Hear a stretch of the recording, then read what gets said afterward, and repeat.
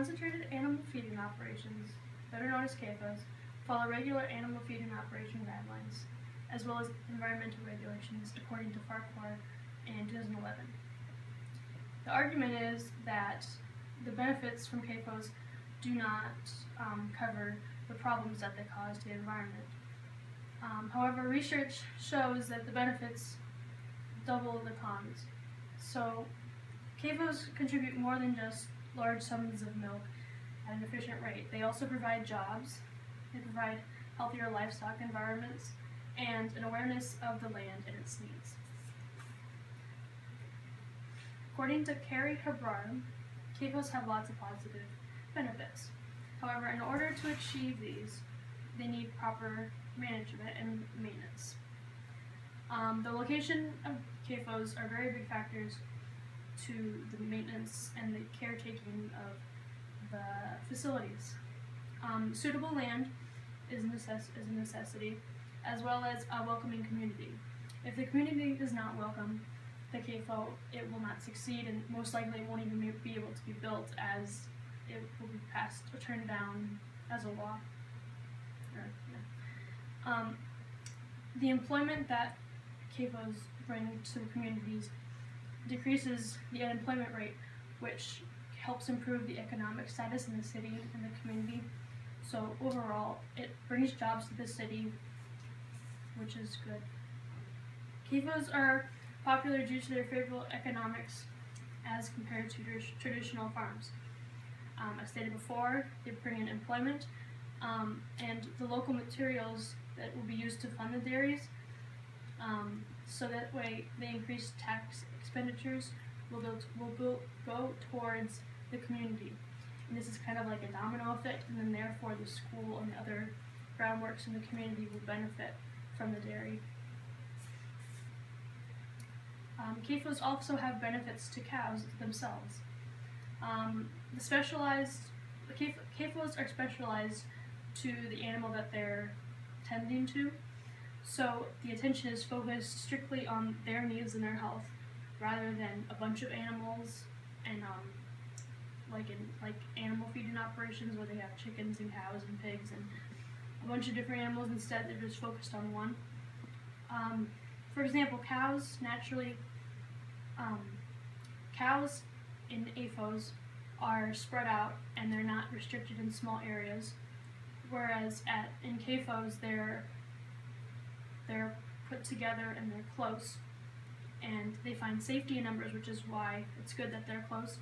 And most cattle actually graze and travel in herds, so the closeness in CAFOs isn't uncomfortable to them. It's actually good for them because they naturally prefer that. And yeah, greater concentration and number has been used more frequently in today's world because of its success in the past. Another benefit of CAFOs are their time efficiency. The aging process in CAFOs speeds up, and this is due to the efficiency of raising livestock animals.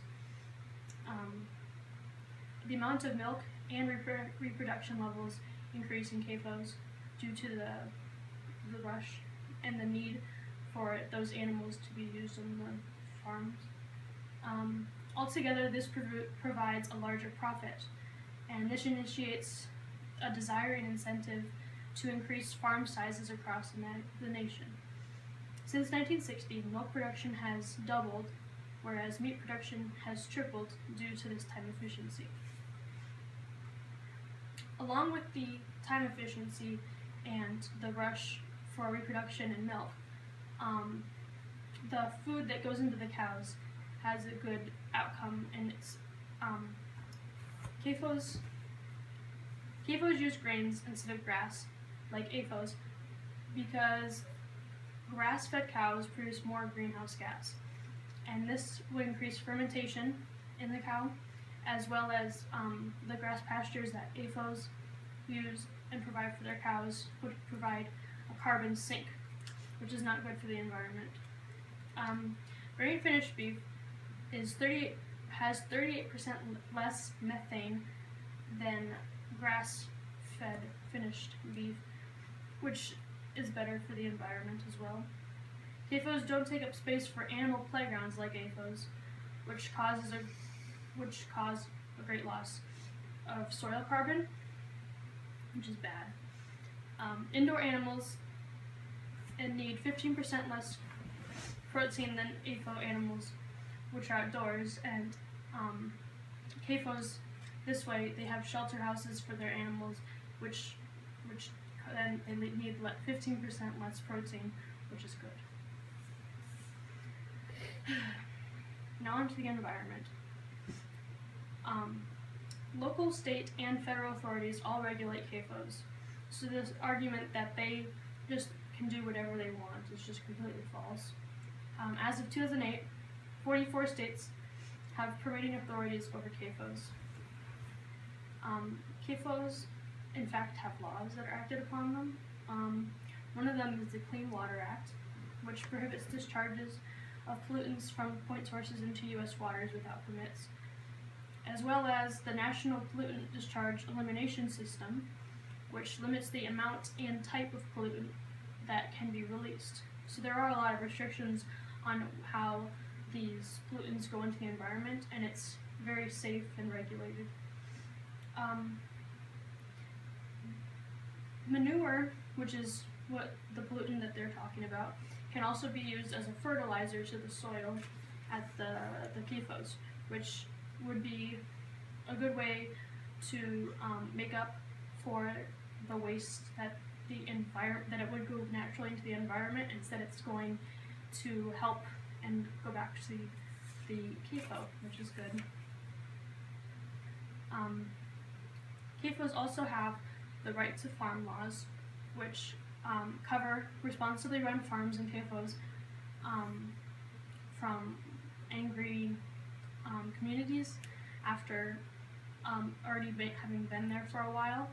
And the reason I say only responsibly run farms is because if they're irresponsibly run, they just get shut down, because by that point they're probably not following the Clean Water Act, if that's what they mean by irresponsibly. And also, many dairy farmers are college-educated people who do not by any means want to hurt the environment. So they have been educated in their area of study, and they know how to properly manage a dairy. So it's not like they don't know anything about dairies. They've been educated and they know how to run it properly. Since the 1960s, environmentalists have thrown fits about CAFOs and the demand for larger supply amounts from these dairy businesses. What they don't see, however, is the inevitability of the situation. Losing CAFOs for environment reasons wouldn't simply damage a community, but the country as a whole.